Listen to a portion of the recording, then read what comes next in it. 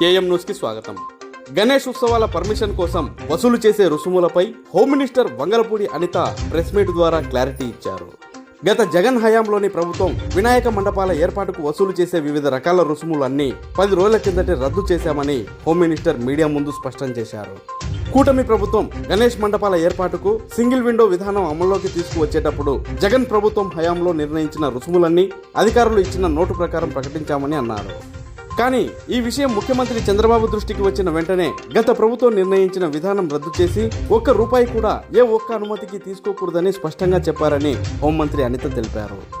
కావున గణేష్ ఉత్సవ సమితులు ఏ ఒక్క అనుమతికి ₹1 కూడా చెల్లించనక్కర్లేదని, ఎవరు అడిగినా కనీసం ₹1 కూడా చలానాలు కట్టొద్దని, ప్రశాంతమైన వాతావరణంలో వినాయక చవితి పండుగను నిర్వహించుకోవాలని హోమ్ మినిస్టర్ అనిత మీడియా ముఖంగా రాష్ట్ర ప్రజలందరికీ స్పష్టం చేశారు.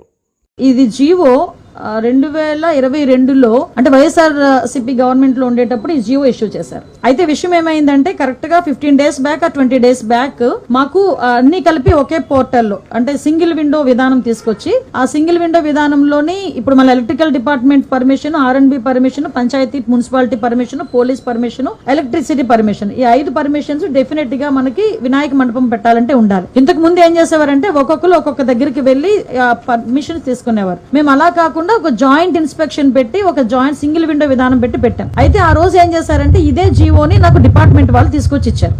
ఇస్తే నేను యాస్ట్రేస్ గా ఈ జీవోలో ఏదైతే ఉందో మేము దాన్ని చెప్పడం జరిగింది. అయితే ఈ విషయం తెలుసుకున్న వెంటనే గౌరవ సీఎం గారికి విజ్ఞప్తులు వచ్చినాయి. గౌరవ సీఎం గారు కూడా దీని విషయం మీద మమ్మల్ని అడిగారు. అడిగిన వెంటనే సార్ ఇలా జరిగింది, ఇలా జీవో ఉంది అంటే ఇమ్మీడియట్ గా ఆపండి, ఎవరు కూడా ₹1 కూడా కలెక్ట్ చేయొద్దు.